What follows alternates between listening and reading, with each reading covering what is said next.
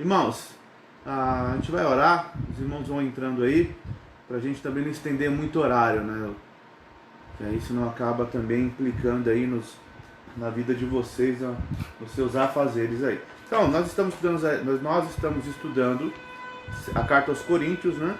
E hoje nós vamos falar aí, vamos tratar aí 2 Coríntios capítulo 6, do verso 11 até o capítulo 7, verso 16, se assim for possível. Só algumas orientações rápidas, irmãos, antes de nós orarmos. Isso aqui é um panorama, né? Tem aqui o meu conteúdo, né? Que é por onde eu vou me nortear, vai ser esse conteúdo. Mas isso aqui é um panorama, tá? Não dá para você, por exemplo, passar de uma maneira muito profunda por cada detalhe do texto, né? Então a gente vai tentar passar pelos pontos mais importantes, vamos passar por todos os versículos, mas talvez não vai ser de uma maneira exaustiva, né? De repente você fala, poxa vida, queria entender um pouco mais desse versículo, e acabou não sendo tão profundo a explicação, né? Então é mais por uma questão também de timer, né? Mas aí você tem toda a tranquilidade depois para mandar uma mensagem para a gente, eu posso indicar material, livro, estudo, então não tem problema nenhum se você quiser depois se aprofundar no estudo do texto. Beleza? Então vamos orar e vamos iniciar aí a nossa lição. E não se sinta constrangido, se de repente a imagem virar, o som sumir, dá um toque aí que a gente vai tentando corrigir dentro do possível aí, tá bom? Vamos orar? Senhor, muito obrigado por mais essa manhã, muito obrigado por todos esses irmãos que estão agora conectados, ó Pai, para meditar na Tua Palavra, para aprender, para contribuir, que seja um momento especial, que seja um momento de bênção e de crescimento em nossas vidas. Guarda cada um deles, aqueles que não podem estar no momento, por algum motivo, abençoa da mesma forma. Deus, cuida do nosso coração, da nossa mente, que não sejamos apenas ouvintes da Tua Palavra, mas principalmente praticantes dela. Deus, muito obrigado, que te peço em nome de Jesus. Amém. Então, irmãos, como eu disse, nós vamos aqui tratar em 2 Coríntios capítulo 6, do verso 11 até o 7,16, né? O tema dessa aula, seguindo aqui o nosso cronograma, é pedido e exortação de quem ama. Para você entender de forma mais geral qual que é o assunto aqui, esse trecho, né, a gente fala perícope. O que é uma perícope? Né? É um termo teológico, mas que não é nada de absurdo. Né? Às vezes o termo teológico só é feio o nome. Né? Tem uns nomes teológicos que realmente são bem estranhos. Mas o que é uma perícope? É um trecho que inicia de um verso a outro, que às vezes pode acontecer como nesse caso, que inicia no 6, 11 e termina no 7,16. Então, às vezes uma perícope, ou seja, um conteúdo de informações, ele não está só em um capítulo, né? Ele transpassa de um capítulo para outro, né? Você pode achar, tipo, nossa, que estranho, né?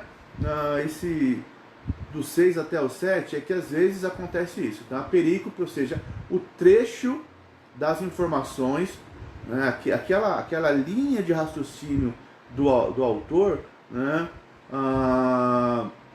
Ela segue, às vezes, passando de um capítulo para outro. Estou falando só para título de informação, até mesmo para quando você estiver lendo um texto, às vezes a ideia que você está lendo ali, ela não está só naquele capítulo, né? Não está só naquele local. Pode ser que ela vá também para um outro capítulo, para você de repente não cortar. Por que eu estou falando isso? Bom, às vezes eu falo meio acelerado, tá? Por que eu estou falando isso? Porque senão você não tem a informação do jeito correto, do jeito preciso que você deveria ter para que você forme ali então uma ideia ou tire uma ideia daquilo que está sendo dito. Ok? Então é basicamente isso. Então, pedido e exortação de quem ama. Paulo aqui vai estar tratando, dados os momentos aqui, de algo muito pessoal, né? Ele vai estar falando um pouco dos seus sentimentos com relação à igreja de Corinto, né? E por isso que é um pedido de exortação de quem ama, né? Qual que é então o alvo dessa lição, né? É você refletir sobre a maneira como a igreja, ou seja, você, que é a igreja, deve tratar os seus líderes espirituais e tomar atitudes para retribuir-lhes, né? Para retribuir-lhes de quê? De forma amorosa a dedicação e a que eles têm ao serviço do Senhor. Então, esse é o alvo da lição, né? Como a igreja deve tratar os seus líderes espirituais, né? Que atitudes tomar para com eles de forma amorosa, pela dedicação que eles têm na obra do Senhor. Então, compreender que a igreja deve lidar com os seus líderes, como a igreja deve lidar com os seus líderes, amar os líderes espirituais e retribuir de forma amorosa o amor e a dedicação que os líderes têm pelos crentes, né? Então, essas são o que nós precisamos aqui, que o aluno venha a captar dessa nossa pequena aula aqui, dessa nossa pequena explanação. Bom, vou ler aqui uma introdução aqui, do versículo 6, do capítulo 6, do verso 1, que a gente não vai tratar, que já foi tratado, mas Paulo está falando a respeito da sua conduta no ministério, bem como do sofrimento que ele passou, né? Então, quando você lê aí do versículo 1 até o 10, Paulo vai estar falando basicamente sobre isso, e muito mais, assim, de maneira um pouco mais objetiva, falando dos seus sofrimentos na sua caminhada ali no ministério. Então, nós vamos seguir aqui do capítulo 11, e eu vou ler os versículos por blocos. Então, para você entender, eu vou ler por blocos. Então, eu vou ler e vou falar, vou explanar do versículo 11 ao 13, primeiramente. Então, eu vou ler esse bloco de versículos e a gente vai caminhar e vai falar um pouquinho sobre isso. Você pode aí no chat aí colocar aí a sua contribuição, a sua pergunta, e dentro do possível eu vou estar tentando ler e a sua contribuição, bem como a sua pergunta, para que a gente possa estar compartilhando. Então não se sinta constrangido, irmão. Não existe pergunta ruim, existe pergunta não feita, né? Então não se sinta constrangido, pode mandar a sua pergunta aí. Então, nesse trecho aqui, do versículo 11 ao 13, nós podemos chamar de exortações do apóstolo aos coríntios, né? Então, são exortações do apóstolo Paulo ao povo ali. E muito do que ele está falando nesse capítulo que a gente vai ler, está atrelado também à primeira carta, né? Pelo menos os estudiosos entendem assim, a primeira carta que ele manda, dando uma repreensão à igreja e a uma pessoa da igreja que está em pecado. A gente vai falar um pouquinho disso mais à frente, mas você vai ver que em muitos momentos ele vai se arremeter àquela carta dura, né? Então, só para você já ficar mais ou menos dentro do contexto, né? Quando ele estiver falando sobre aquela carta, sobre a dureza com que eu falei, falando lá da carta que ele mandou aos coríntios com relação ao pecado que estava acontecendo ali naquela igreja. Já a gente vai chegar lá, que está lá, na verdade essa passagem está lá em 1 Coríntios capítulo 5, né? Que é aquela situação onde o filho acaba se envolvendo, se relacionando com a mulher do seu pai, ou seja, sua madrasta. Então Paulo vai escrever uma carta bem dura com relação a isso, e aí alguns momentos aqui ele vai estar citando esse evento aí dessa carta, só para você ficar dentro do contexto do que está acontecendo aqui. A passagem que consideraremos, ela inicia com um daqueles textos em que Paulo faz o que? Ele abre o coração aos coríntios e em seguida traz uma exortação acerca da santidade. E depois a sua palavra de explicação sobre o envio de uma carta. Foi como eu falei, né? Então, basicamente, os teólogos entendem que é a primeira carta que ele enviou, que trouxe tristeza à igreja de Corinto, por causa da maneira severa, dura, como o apóstolo sugeriu a aplicação da disciplina ao irmão faltoso. Como eu falei, você pode ler lá 1 Coríntios capítulo 5 e entender esse contexto, mas é aquela questão do rapaz que acaba se envolvendo com a sua madrasta, né? Então Paulo e a igreja meio que não tomou uma atitude em relação àquilo, e aí Paulo então entra com uma carta aí mais contundente, mais dura, repreendendo então essa atitude, né? Então vamos ler aqui do versículo 11 até ao 13. Então, se você tem sua Bíblia ali, você pode seguir, que diz assim, né? Para vós outros, ó coríntios, abrem-se os nossos lábios e alarga-se o nosso coração. Não tendes limite em nós, mas estáis limitados em vossos próprios afetos. Ora, como justa retribuição, falo-vos como filhos, dilatai-vos também vós. Né? Então Paulo aqui ele está dando uma exortação. E o que ele está fazendo aqui? Nesses 3 versículos, Paulo está fazendo um pedido de afeição, né? Ou seja, um pedido de sentimento amoroso, né? Com relação à igreja. Né? No texto anterior, o apóstolo e seus companheiros recomendaram a si mesmo como servos de Deus. Nesse, Paulo se sente o quê? Preparado para abrir o coração, né? Expor seu sentimento aos coríntios e fazer um pedido de reciprocidade do amor. Né? Então Paulo está abrindo o coração e está dizendo para eles assim, olha, eu gostaria que vocês dispensassem a mim a mesma afeição que eu tenho dispensado a vocês. Então é um pedido franco, é um pedido sincero. No versículo 11, né? Paulo fala de modo sincero, franco e aberto do seu amor para os coríntios, expressando o sentimento do seu íntimo, lá do seu coração. Nesse caso, aplica-se bem as palavras de Jesus. A boca fala do que o coração está cheio. Lá Mateus 12:34, né?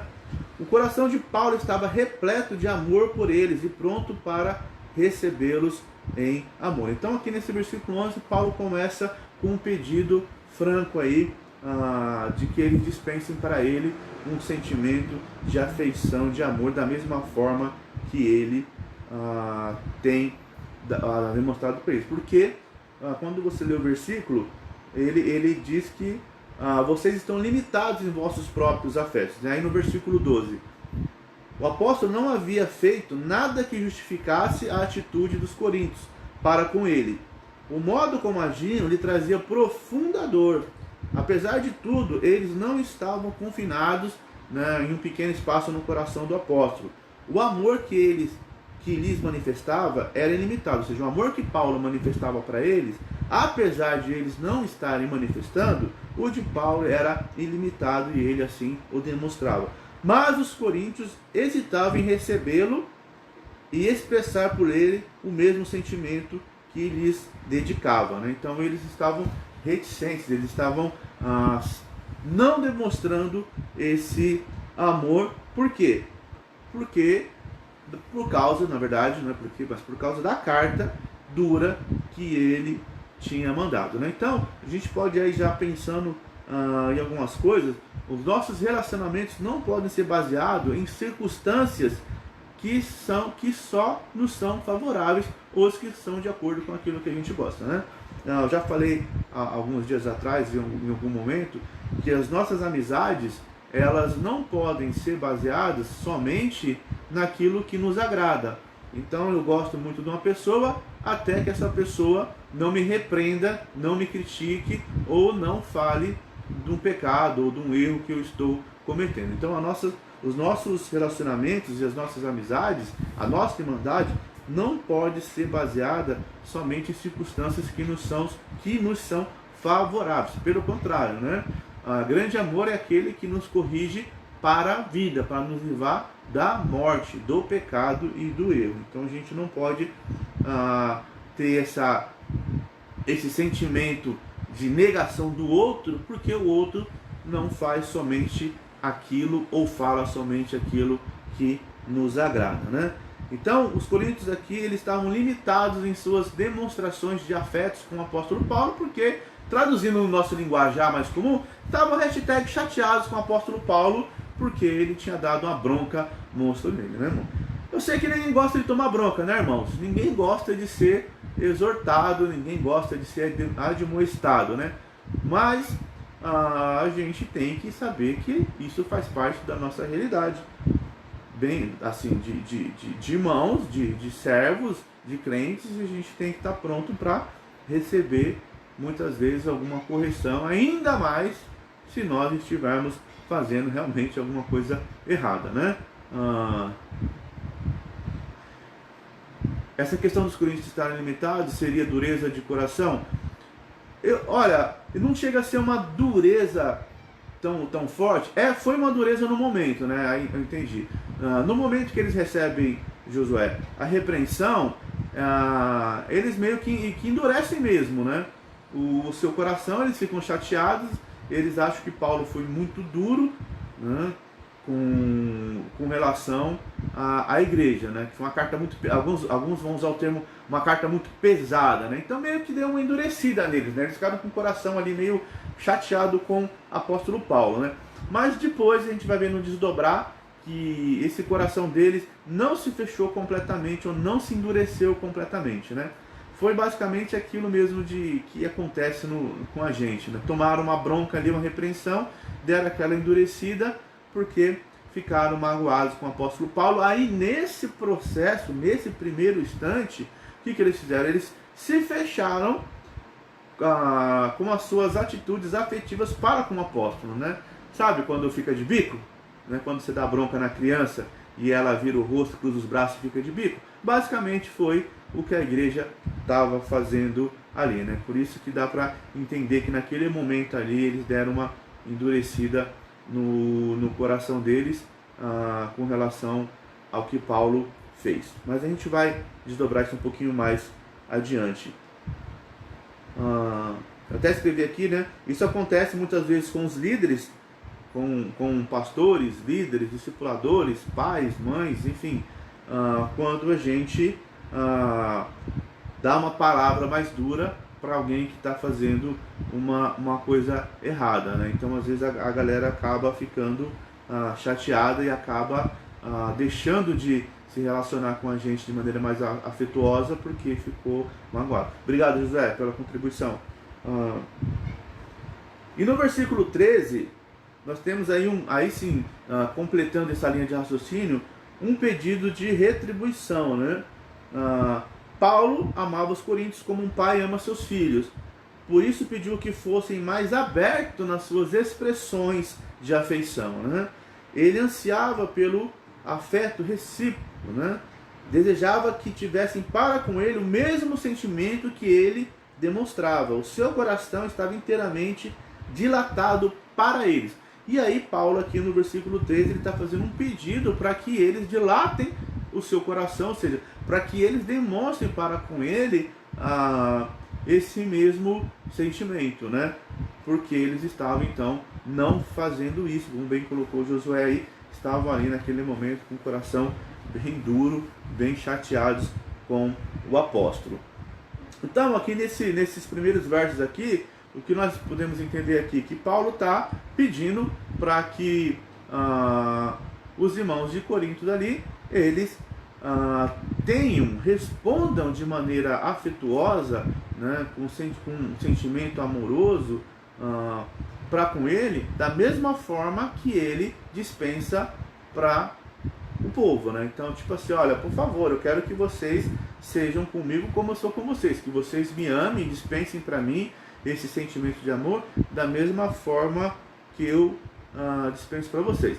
Fechando aqui, irmãos, quando você é corrigido, repreendido, você não tem que se fechar ou fechar o seu coração, endurecer o seu coração, né? Toda repreensão no começo, ela não é realmente agradável, mas ela sendo sincera com amor, ela gera fruto para a vida, para que a sua vida seja uma vida melhor, para que a sua vida se endireite, para que a minha vida se endireite. Então a gente não pode fechar e deixar de amar, deixar de dispensar para o outro sentimentos afetuosos, porque de repente aquela pessoa nos corrigiu em algo que nós precisávamos ser corrigidos, né? Que aqui é exatamente o caso daquela igreja, né? Eles estavam realmente ali vivendo uma frouxidão moral, por isso que tomaram uma carta com uma repreensão mais dura ali do apóstolo. Tranquilo, irmãos? Tranquilo até aí? Se for, vamos seguir aqui. Do capítulo 6, do versículo 14 até o capítulo 7, verso 1, então, do 2 Coríntios, capítulo 6, verso 14 até o 7:1, nós vamos ter aí, desculpem, um conjunto que a gente pode chamar a exortação para permanecerem separados. Então eu vou ler aí então do versículo 14 até o 7:1 e você pode acompanhar. É uma passagem de Betec bastante conhecida, né? Não vos ponha em julgo desigual com os incrédulos. Não vos ponha em julgo desigual com os incrédulos, porquanto que sociedade pode haver entre a justiça e a iniquidade, né, o pecado? Ou que comunhão da luz com as trevas? Né? Que comunhão que tem com a luz e as trevas? Que harmonia entre Cristo e o maligno? Ou que união do crente com o incrédulo? Que ligação há entre o santuário de Deus e os ídolos? Porque nós somos o santuário do Deus vivente, como ele próprio disse: habitarei e andarei entre eles, serei o seu povo e eles serão o meu povo. Por isso, retirai-vos do meio deles, separai-vos, diz o Senhor, não toqueis em coisas impuras, e eu vos receberei. Serei vosso pai, vós sereis para mim filhos e filhas, diz o Senhor Todo-Poderoso. Tendo, pois, ó amados, tais promessas, purifiquemo-nos de toda impureza, tanto da carne como do espírito, e aperfeiçoando a nossa santidade no temor do Senhor. Então, todos esses versos aí que vai do 16, do 14 até o 7:1, é o chamado de Paulo para permanecerem separados daquilo que não é bom, daquilo que é contrário ao que Deus coloca como princípio para a gente. Vamos entender um pouquinho mais esse negócio aqui, né? A partir do nosso conteúdo. Então, Paulo, depois de falar do coração, né, do seu coração, de falar, abrir o seu coração e falar também do coração dos coríntios, né, dessa relação que não estava havendo uma reciprocidade dos afetos, Paulo apelou também à consciência deles. Os seus limitados afetos para com o apóstolo, né, Paulo estava entendendo que poderia ser pelo fato da associação deles mantida com os não crentes. O que geralmente acontece é que tais associações com os não crentes prejudicam a comunhão cristã e incapacitam a comunhão com Cristo. Por que razão deve-se evitar tais associações? Então a gente vai ter aqui pelo menos 4 razões que mostram a inconsistência do jugo desigual. Então, se você não sabe o que é jugo desigual, acho que tem uma galera aí mais experiente que ela sabe, né, que eu vou chamar de mecanismo, né, que você coloca ali no animal, no campo, né, para arar a terra, e que vai prender ali o pescoço, e você não pode descompassar e ter um jugo desigual para que você não ponha uma carga diferente ali naqueles animais que vão fazer aquele trabalho, né? Então, a ideia aqui não pode ter coisas diferentes caminhando juntas, né? Então, quais são, aqui que o nosso autor ele destaca, quais são 4 princípios que a gente tem que ter, que demonstram a inconsistência, na verdade, do jugo desigual, né?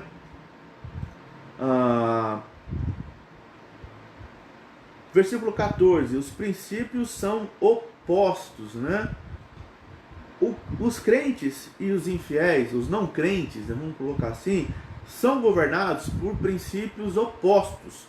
Não há nenhuma comunhão entre a justiça e o pecado, nem trevas e luz. Está lá em 1 João, capítulo 1, verso 6. Agora, olha só, não há no texto com o próximo, mas desculpa, ali errado. Não há no texto a sugestão de que todo descrente é necessariamente desonesto. Então isso aqui fica bem claro. Olha, não há no texto a sugestão, a gente não está dizendo aqui, que todo não cristão é necessariamente desonesto em seu procedimento para com os outros, né, para com o próximo. Mas o que a gente precisa ter bem claro, ele age segundo a sua própria vontade, segundo o seu próprio entendimento, no que se refere à vontade de Deus, né? São pessoas naturais ou pessoas de natureza adâmica, né? Então, essas pessoas naturais ou de natureza adâmica, eles têm uma cosmovisão, ou seja, uma visão de mundo a partir daquilo que ela acha, daquilo que ela pensa, e inclusive em relação a Deus, né? Por isso que é a orientação de não entrar em julgo desigual. Para você entender um pouco mais, a ideia aqui no texto, quando fala de julgo desigual, ele está falando que isso se aplica a relacionamentos conjugais, comerciais, eclesiásticos e interpessoais, né? Então, o sentido de não se colocar em julgo desigual está nesses vários contextos, né? Por isso que aquela velha problemática, principalmente para quem trabalha com juventude, adolescentes, até mesmo outros grupos, mas é sempre aquele desespero do líder quando chega ali o jovem adolescente e fala: olha, pastor, eu tenho uma novidade para te contar. Ah, qual? Tô namorando. E é sempre muito engraçado, né? Que às vezes a pessoa traz uma lista de coisas positivas. Não, é boa pessoa, de boa família, trabalhador, estudante, educado, bonito, charmoso, cheiroso. E vai fazendo uma lista, né? E aí você escuta e no final você pergunta: ah, bacana, é de qual igreja? Então, na verdade, ele não vai para nenhuma igreja, mas acredita em Deus, né? Não vou entrar aqui aprofundar nisso, mas aí acaba que a gente se esbarra com essa muralha de um princípio que está dizendo que não devemos nos colocar em julgo desigual. Então, primeiramente por quê? Porque os princípios são opostos. O que governa um não governa o outro. O que rege a conduta do cristão não rege a conduta do natural adâmico, né? Então eles caminham, eles têm visões, têm percepções diferentes.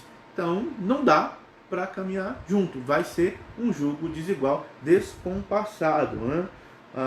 As lideranças são diferentes, né? Versículo 15.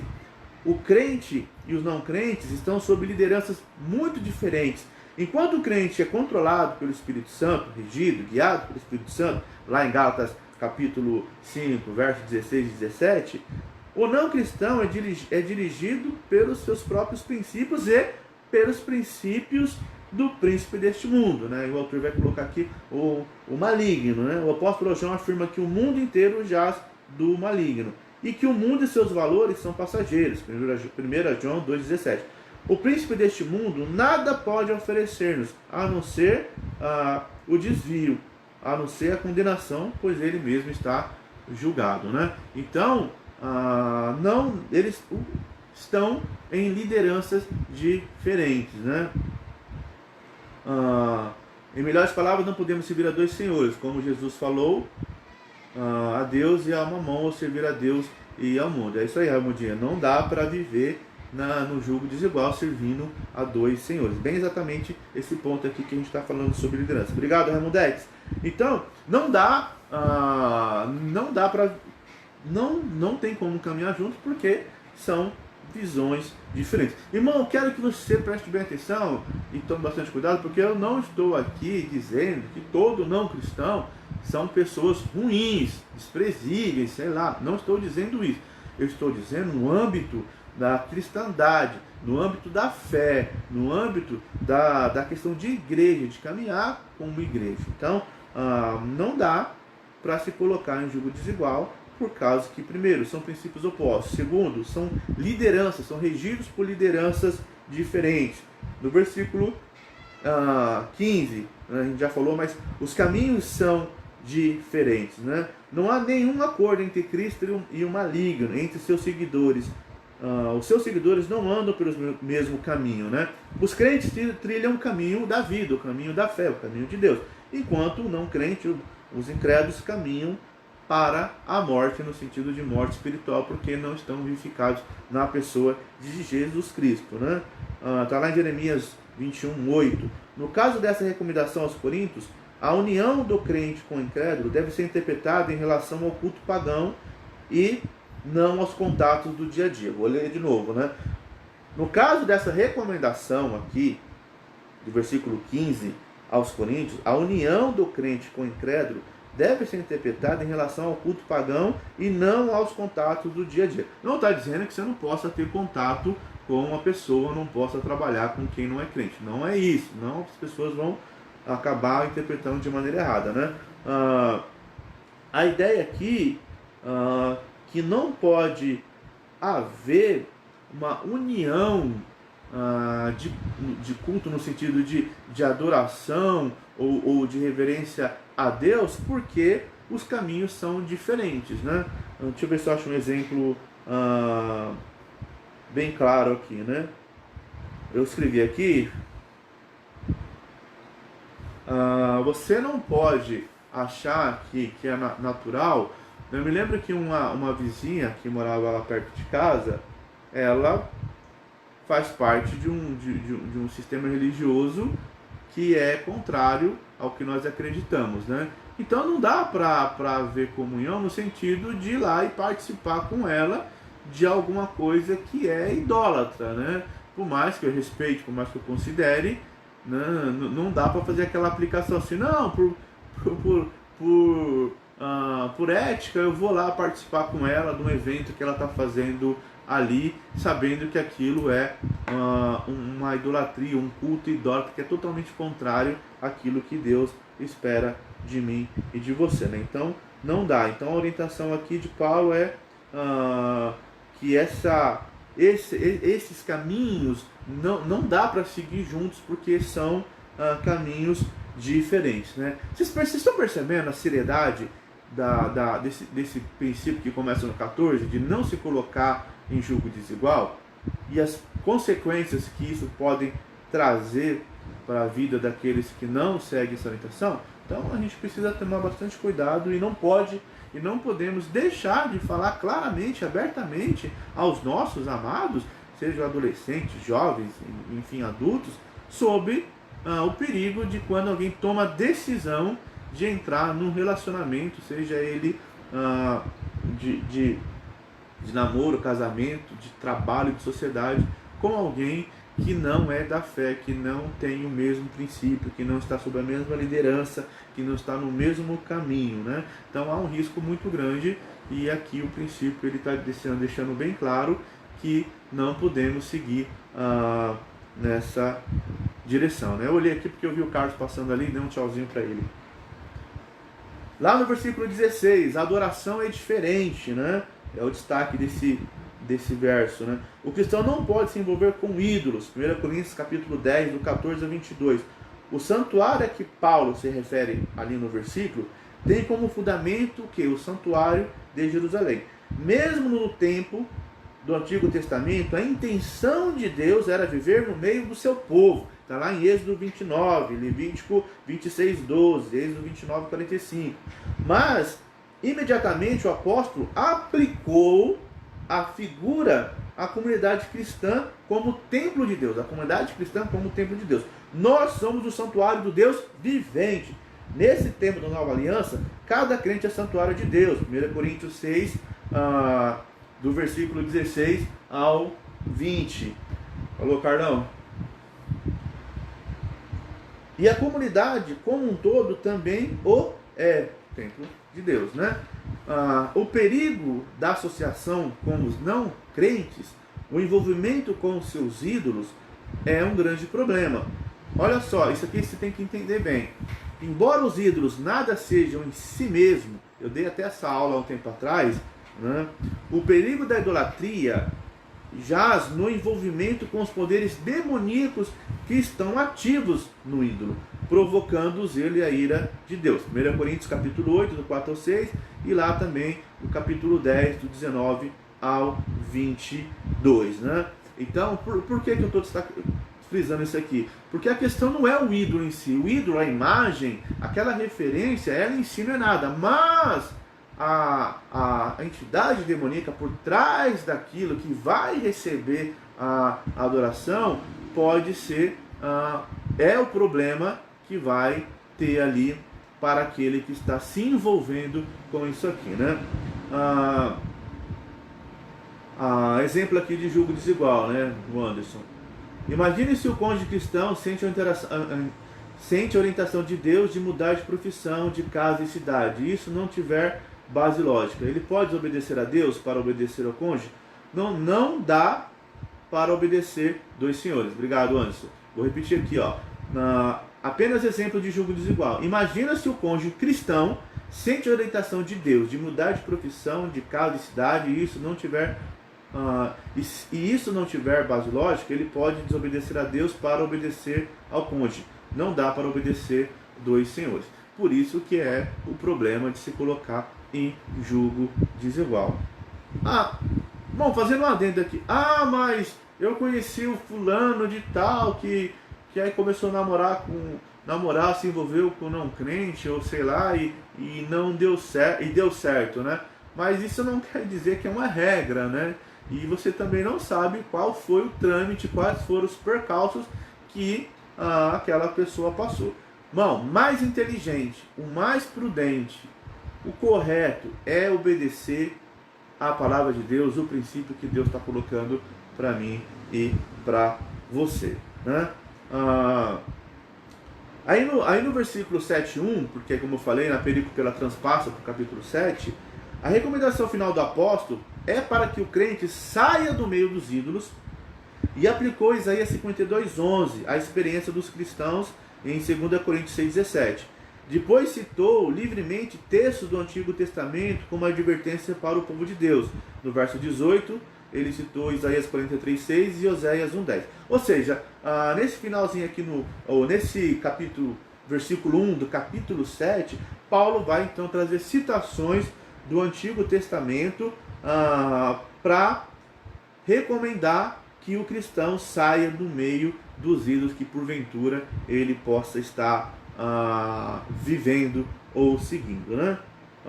Por último, o apóstolo resumiu a sua exortação dirigindo-se aos amados, ele usa o termo amados de Corinto, e suplicando-lhes o seguinte: primeiro, reconheça o valor do privilégio que o cristão tem de serem alvos das promessas citadas anteriormente.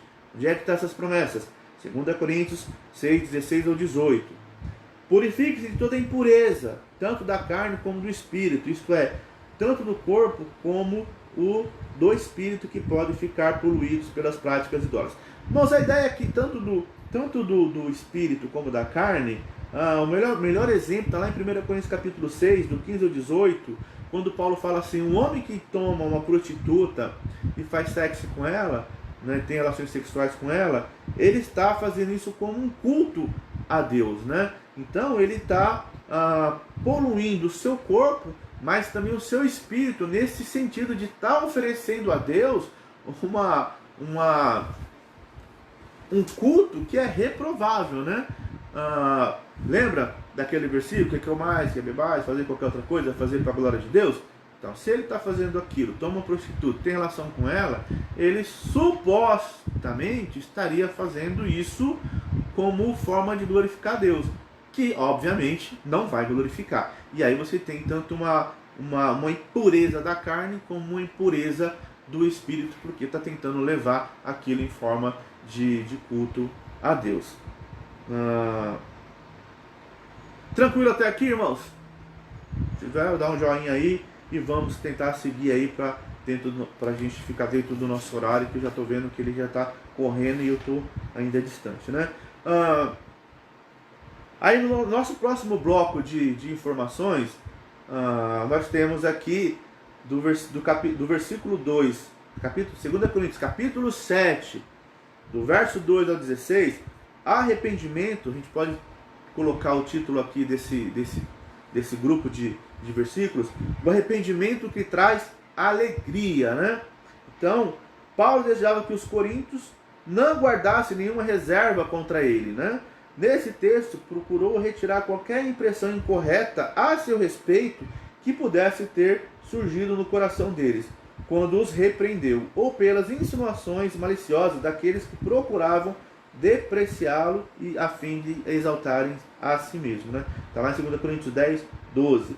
Então, o arrependimento que traz alegria, que vai aqui nesses versos do 2 ao 16, né? Eu vou ler aqui os versos para a gente já ficar tranquilo com relação a eles.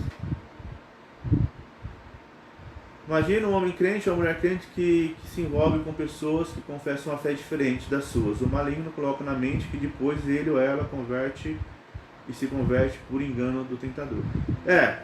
Entendi, Raimundinho. É complicado. Eu volto a dizer, irmãos, em todo esse cenário aqui, nós não estamos dizendo que você não pode ter amizades, relacionamento com pessoas que não são crentes. Pelo contrário, pelo amor de Deus, você é luz e sal do mundo. Sua missão é ir lá mesmo, lá no seu trabalho, lá na sua faculdade, lá onde você está, você ser sal e luz, você refletir a glória de Cristo, a imagem de Cristo ser refletida por você, para que as pessoas possam olhar para você e ter a esperança do Salvador, para que possam olhar por você, por meio das suas atitudes, das suas falas, conhecerem ao Salvador. O que é que não pode, né, pegando aqui gancho na palavra do Raimundinho, é o inverso, né, você ir para lá e ficar lá e se amoldar, né, como está lá em Romanos capítulo 12, se amoldar ao padrão do mundo, ao padrão do não cristão, né? Muito pelo contrário, irmão. Fica a dica aí para o jovem que estiver me ouvindo, apesar que eles estão tendo aula lá no outro grupo. Mas, cara, onde você está, você tem que lembrar da sua identidade como cristão, como filho de Deus, e manifestar isso lá e exatamente fazer o seu trabalho de evangelismo por meio da sua vida e das suas obras, para que as pessoas vejam Cristo em você. Entendeu? Mas vamos ler aqui. Vamos pegar aqui do verso 2 ao 16. Acolhei-nos em vosso coração. A ninguém tratamos com injustiça, ninguém corrompemos, a ninguém exploramos. Não falo para vos condenar, porque já vos tenho dito que estáis em nossos corações para juntos morrermos e vivermos. Muito grande é a minha franqueza para convosco, e muito me glorio por vossa causa. Sinto-me grandemente confortado e transbordante de júbilo em toda a nossa tribulação. Porque chegando nós à Macedônia, nenhum alívio tivemos, pelo contrário, em tudo fomos atribulados, lutas por fora, temores por dentro. Porém, Deus, que conforta os abatidos, nos consolou com a chegada de Tito, e não somente com sua chegada, mas também pelo conforto que recebemos de vós, referindo-nos à vossa saudade, ao vosso pranto, vosso zelo por mim, aumentando assim o meu regozijo. Porquanto, ainda que vos tenha contristado com a carta, aquela carta que nós falamos, da repreensão, não me arrependo, embora já tenha me arrependido. Vejo que aquela carta vos contristou por breve tempo. Agora me alegro não porque fosse contristados, mas porque fostes contristados para arrependimento, pois foste contristados segundo Deus, para que de nossa parte nenhum dano sofresses. Porque a tristeza segundo Deus produz arrependimento para a salvação, que a ninguém traz pesar, mas a tristeza do mundo produz morte. Porque quanto cuidado não produz isso mesmo em vós, que segundo Deus fostes contristados. Que defesa, que indignação, que temor, que saudade, que zelo, que vindita em tudo dessas provas de estardes inocente neste assunto. Portanto, embora vos tenha escrito, não foi por causa do que fez o mal, nem por causa do que sofreu agravo, mas para que a vossa solicitude a nosso favor fosse manifestada entre vós diante de Deus.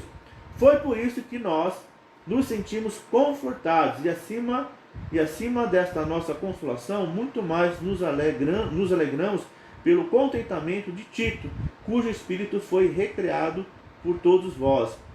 Porque se em alguma coisa me gloriei de vós para com ele, não fiquei envergonhado, pelo contrário, como em tudo vos falamos com verdade, também a nossa exaltação na presença de Tito se verificou ser verdadeira. E o seu entranhável afeto cresce mais e mais para convosco, lembrando da obediência de todos vós, de como recebestes com temor e tremor. Alegro-me porque em tudo posso confiar em vocês. Posso confiar em vocês, né? Então, aqui Paulo começa então com um arrependimento que produz alegria. Paulo desejava que os coríntios não guardassem nenhuma reserva contra ele, né? A gente já falou sobre isso aqui. Então, começa aqui o pedido de acolhimento, daí do versículo 2 ao 4. A primeira palavra foi pedir que o acolhessem no coração e prosseguiu fazendo referências à sua atitude quando esteve entre eles.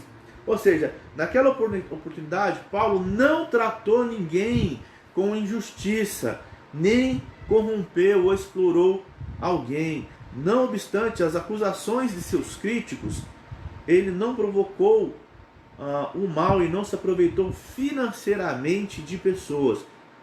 O autor aqui ele coloca: quanta diferença dos que hoje se chamam apóstolos e exploram os crentes imaturos, incautos, né? Você tem hoje, infelizmente, no meio cristão, líderes, pastores, bispos e afins, que eles vão exatamente o contrário do que Paulo está dizendo aqui, né, nesse seu pedido de acolhimento. Está dizendo: olha, que quando estive no meio de vocês, eu não fui pesado, não abusei da bondade de vocês, não explorei, não corrompi ninguém, né? Não abusei financeiramente, não explorei financeiramente ninguém. Infelizmente, hoje em dia, você vê pessoas, não vamos entrar aqui na discussão nem no mérito, né? Mas você vê aí pseudos pastores, bispos, apóstolos enriquecendo às custas das suas ovelhas, né? Camaradas com fazendas, jatos, enfim, não vamos entrar no mérito daqui, mas que acabam, infelizmente, explorando a sua igreja e os seus fiéis, buscando proveito próprio. Então Paulo está dizendo aqui que, olha, ele, quando esteve com eles, não causou nenhuma dessas coisas. Mas ao expressar dessa maneira, o apóstolo não tinha intenção de condená-los. Ou seja, mesmo Paulo falando isso, Paulo não estava ali numa atitude de condenação, né? Ele já lhes havia garantido que sua profunda afeição por eles era até a morte. Se você ver lá no versículo 3, ele fala que para a morte e para a vida era a afeição dele, o amor dele para aquela igreja. Devido a isto, é que lhes falava com franqueza e se gloriava deles na presença de outros. Olha que coisa interessante, né? Paulo se gloriava daquela igreja na presença dos outros, falando bem do tempo que passou com eles.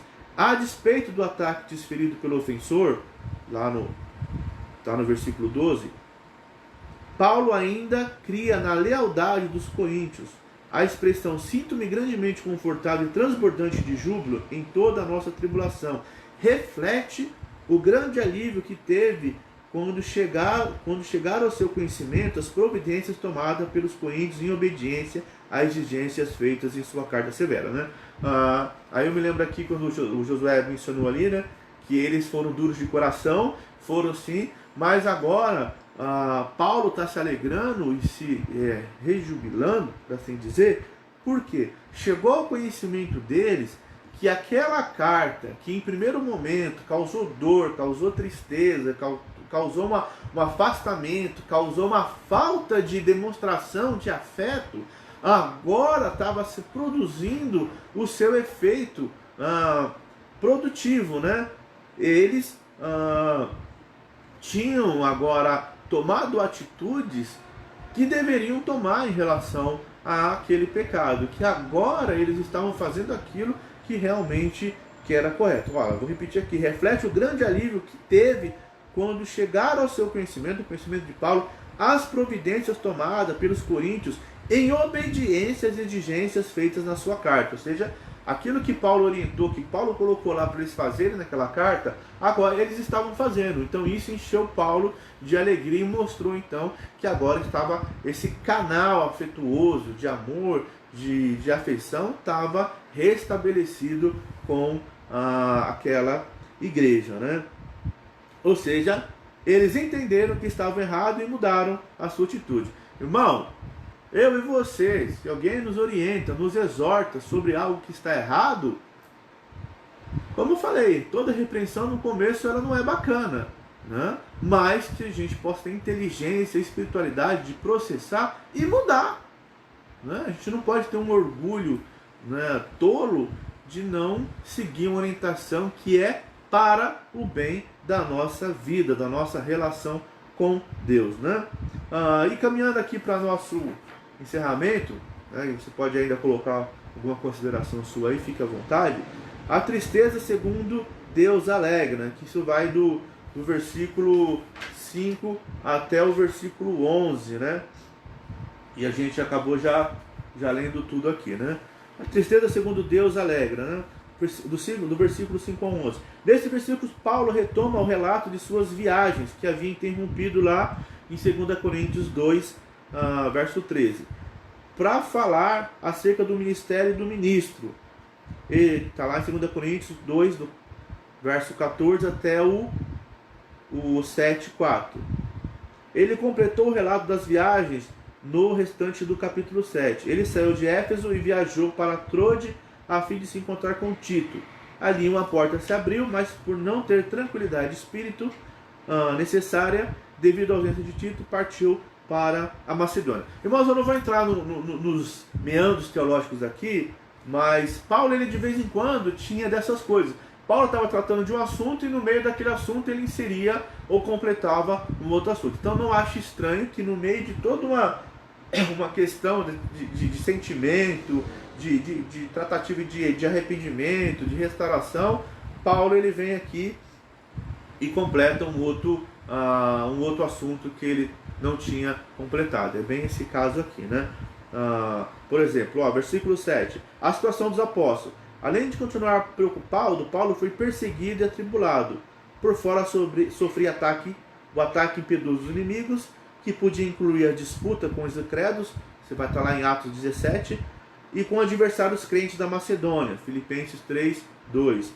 Por dentro havia temores, certamente por causa da preocupação de que os coríntios não tivessem reagido de forma positiva diante da carta severa, ou seja, daquela carta que ele mandou. Então Paulo, ele tinha aqui, nesse versículo nós vemos aqui que ele tinha, além das problemáticas externas dos inimigos, tanto os inimigos estrangeiros como os inimigos da casa, tinha também os temores internos que assolavam o coração dele com relação a como a igreja estava com ele, por fato dele ter mandado uma carta tão dura, né? Do versículo 6 ao 9, nós temos a alegria do apóstolo, que ele vai colocar aqui, quem conforta é Deus, ao trazer a força e a alegria ao abatido.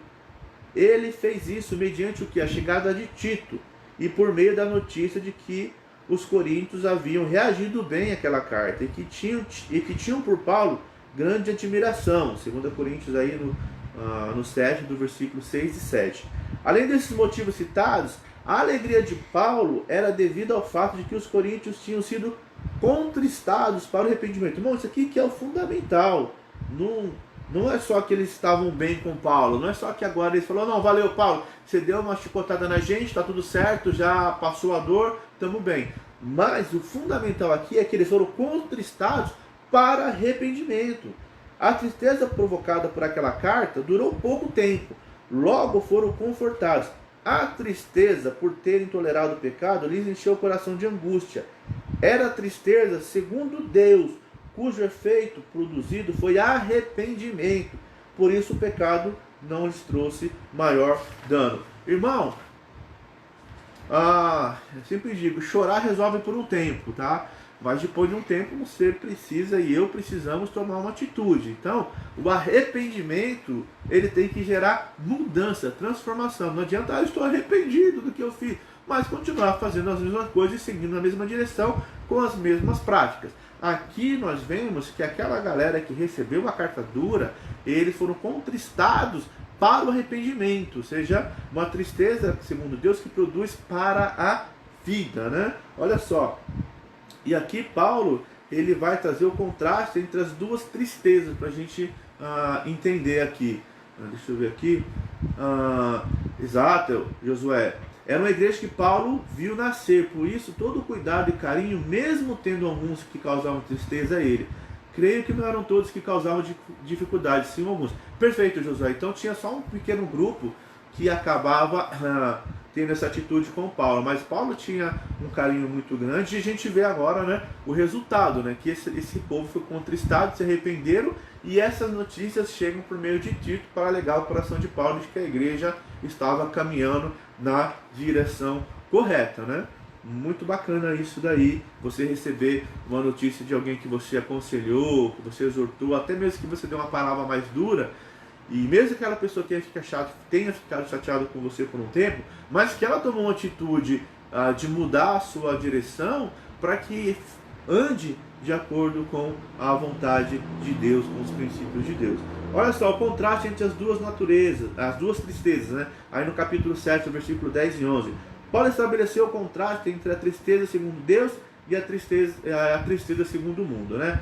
A primeira produz arrependimento para a salvação, tristeza segundo Deus, né? Você tem um exemplo de Davi, né? Que se entristeceu e esse entristecer, esse arrependimento produziu para a vida, né? Você tem o próprio Pedro também. E nós temos aqui a segunda, conduz ao remorso e à morte. Irmãos, remorso não é arrependimento. A palavra remorso vem do latim, que quer dizer remordere. E remordere, traduzido, seria mordida da mente, né? Aquilo fica só ali mordendo a sua mente, mas na verdade não produz um arrependimento genuíno que transforma a vida da pessoa, né? Então nós podemos ver que o próprio Judas foi um camarada que ele teve um remorso, mas que não gerou arrependimento para a vida. O próprio Esaú também, lá em Gênesis 27, do 1 ao 40, você pode acompanhar essa história. Então essas são o contraste entre as duas tristezas. Você precisa se entristecer para que essa tristeza gere vida, ou seja, se entristecer pelo erro cometido, pelo fato de não ter caminhado, feito do jeito certo para com Deus, e isso produzir em você um arrependimento que te coloque no trilho, que te coloque na direção correta, né? C.S. Lewis já vai dizer, todos procuram progresso, mas quando você está no caminho errado, o mais progressista é o que volta primeiro para o caminho certo, né? Então não adianta você só entender que está no caminho errado e não tomar uma atitude, eu estou fazendo tudo errado, eu estou no pecado, Deus, não sei mais o que eu faço. Pare, saia, procure ajuda e volte para o caminho correto. A tristeza, segundo Deus, quebranta, né? Isso vai do versículo 12 até o 16. Aqui o apóstolo Paulo, ele assegurou aos coríntios que ao escrever a sua primeira epístola, teve em vista salientar o zelo dos coríntios por ele, e não simplesmente a disciplina ao malfeitor, né? Que lá o que se relacionou com a mulher do pai, nem o trato para com a pessoa que sofreu agravo, a vítima da atitude do irmão ofensor. Naquela carta, Paulo os estimulou a agir segundo a sua orientação no que fizeram. Isso era a demonstração de um espírito quebrantado, de terem renovado o seu respeito pelo apóstolo. Tudo o que aconteceu lhe trouxe conforto ao coração. A tristeza de Deus gera quebrantamento. Também se alegrava pelo contentamento de Tito, a quem trataram com simpatia, de modo que agora o seu coração se inclinava para eles. A maneira com que o apóstolo se gloriou dos coríntios diante de Tito e a sua exaltação com o relatório do companheiro foram sinceras. Ao encerrar o assunto, Paulo confirmou-lhes a alegria de poder continuar a confiar na igreja. Então, aqui nós vemos nesse versículo 12 e 16, a tristeza, segundo Deus, quebranta, transforma, né? Nos leva para a direção correta. Então, Paulo aqui destaca isso nesses versos aqui, né? E aí nós concluímos da seguinte forma: muitas vezes Deus permite passarmos por situações que nos entristeçam, mas Ele não tem o objetivo de nos manter tristes diante de uma tribulação ou provação. Deus quer fortalecer a nossa fé e levar-nos a uma vida mais pura e consagrada. Depois você pode ler lá 2 Coríntios capítulo 4, do verso 16 ao 18, né? Raimundinho, o sábio já falou, aquele que recebe a correção é verdadeiramente sábio, pois a correção produz vida. É isso aí, Raimundinho. Então, que eu e você possamos, ao receber uma repreensão, uma correção, processar e ver o valor que isso tem, e termos para os nossos líderes, ou seja, para aquele que exerce sobre mim e sobre você uma liderança, um pastoreio, um discipulado, nós possamos ter essa prática de demonstrar os nossos afetos, demonstrar o nosso amor, o nosso carinho, mesmo quando eles nos corrijam, mesmo quando eles venham a nos corrigir, discipular, ou até mesmo disciplinar por um pecado, por um erro, mas que o nosso coração, que essa tristeza que isso gere, nos leve para perto de Deus, nos leve para longe do pecado e nos leve para perto de Deus e também para perto daqueles que Deus colocou sobre a nossa vida como os nossos líderes e mentores. Irmãos, eu falo por mim, nós pastores, líderes, não somos perfeitos, nós erramos, nós sentimos, né? Eu fico triste, eu fico chateado, eu fico alegre, enfim, assim como você. Mas a nossa intenção sempre é o exortar, sempre é disciplinar, sempre é corrigir, é preservar a sua vida, a sua relação com Deus, para que você seja uma pessoa muito mais madura, uma pessoa que venha a produzir para o reino. Então, que você tenha isso guardado em seu coração. E eu fecho aqui me utilizando de uma palavra do apóstolo Paulo, né? Me apropriando dele, dizendo assim, irmãos, não deixe de manifestar o seu afeto a mim, a nós e uns para com os outros, né?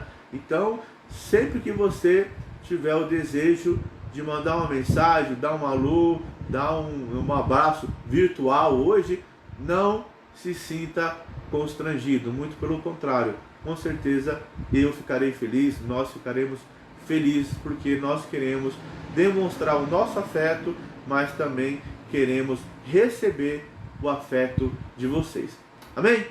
Deus abençoe, que você possa ter uma ótima manhã. Vamos orar e vamos estar encerrando então a nossa aula de hoje aí, domingo que vem, nesse mesmo horário, nesse mesmo canal, estaremos nos encontrando de novo. E, se possível, que Deus faça um milagre e que não precisemos nos encontrar por aqui, mas sim presencialmente. Vamos orar? Senhor, muito obrigado por mais essa manhã, obrigado por todos que participaram, por todos que contribuíram, e que realmente a nossa vida seja uma vida que venha a glorificar o Teu nome. Deus abençoa a nossa manhã, o nosso almoço, nossa tarde, e que à noite, ó Pai, na celebração, possamos estar juntos glorificando o Teu nome. Muito obrigado por tudo, Senhor, que eu te peço, em nome de Jesus. Amém. Deus abençoe, irmãos. Ótimo domingo para vocês aí, tá bom? Fiquem na paz.